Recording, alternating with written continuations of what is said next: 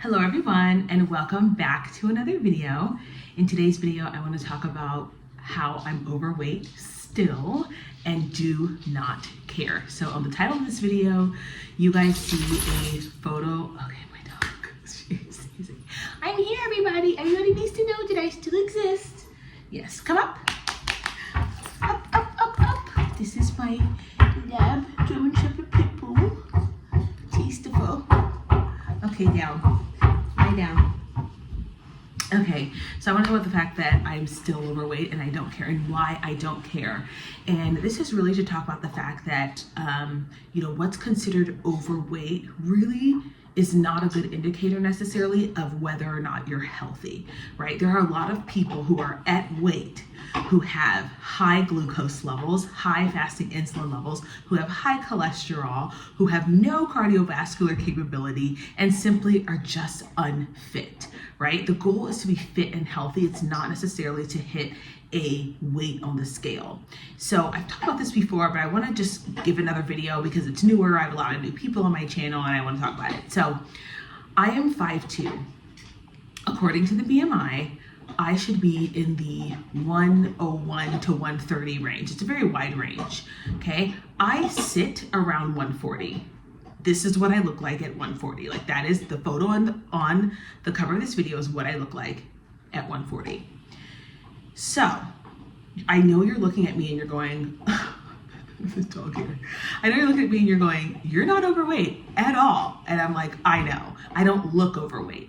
The BMI was designed for, number one, for women, white women who were not necessarily fit. They were it was just their natural composition. So a lot of women hang out around 30% body fat.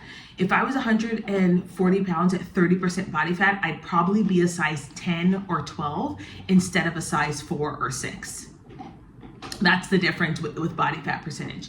So doctors sometimes, if they're not aware of body fat percentage and what other factors contribute to health, they will just say that you're overweight and that you need to lose weight. And this is because, again, as I said before, I love doctors, nothing wrong with them, but they are just not educated in physical fitness in that way.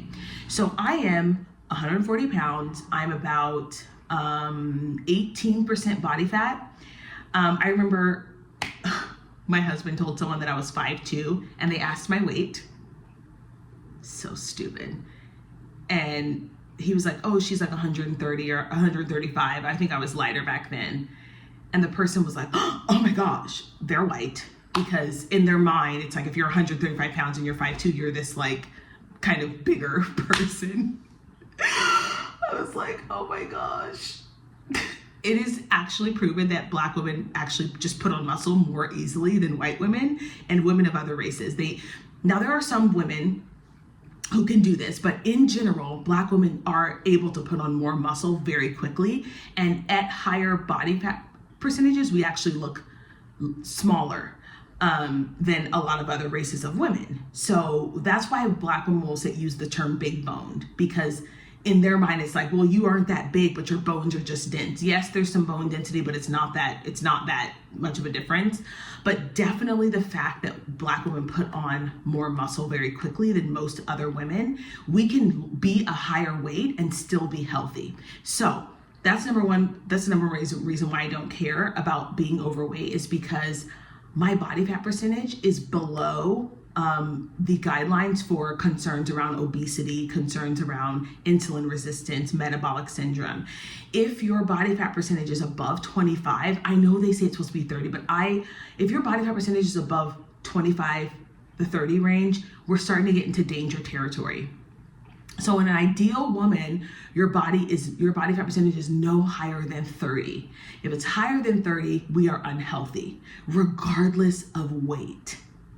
Regardless of weight, right? So that's something to keep in mind. A lot of women are walking around skin and bones, but 40% body fat.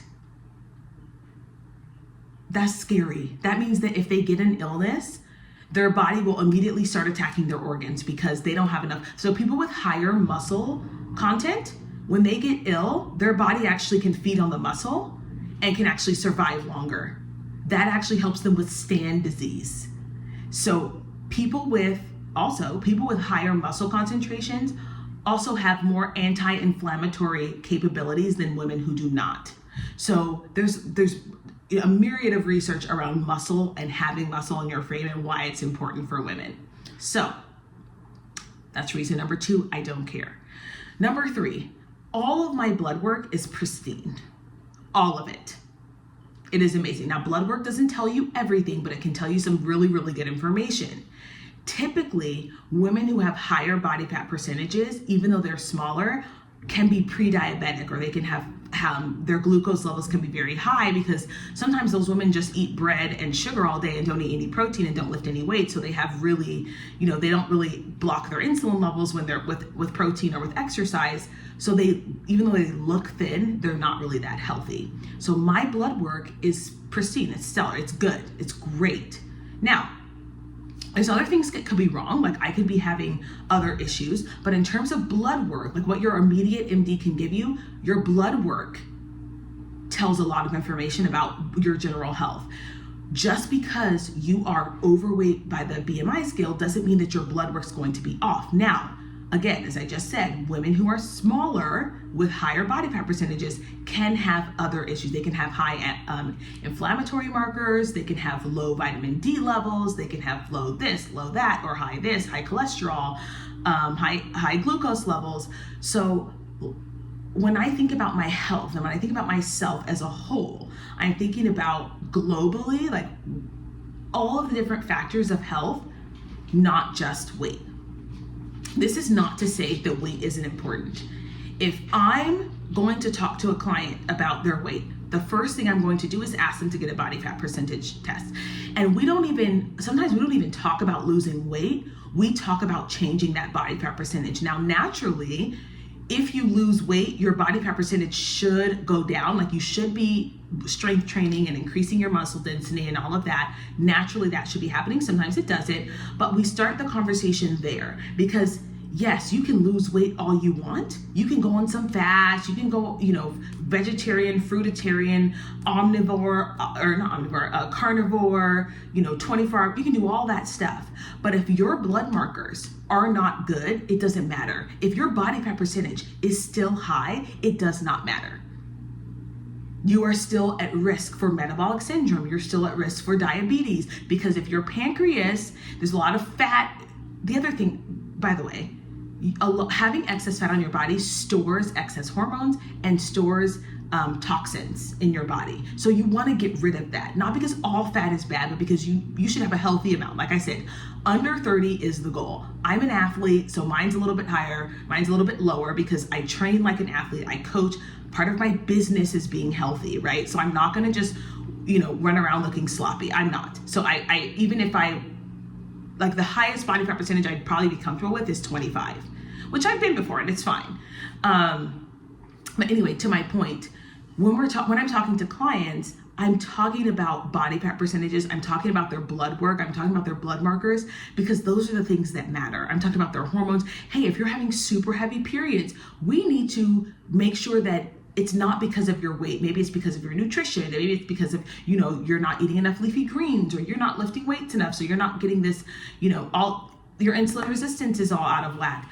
These are things that I'm discussing with clients.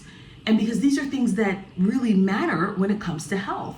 Your weight is one of the 5 things that I would say are concerning, but it's not the major thing. Now, lowering your weight, if you are someone who is in the obese range, lowering your weight, decreasing your weight will do you some good. Now, if you are someone who has a higher body fat percentage, but you're skinny, like you're still small, I would suggest that you start getting very serious about your nutrition and about weight training, strength training, because those 2 things are going to change your actual health. Weight is I would say it's 25% of your health.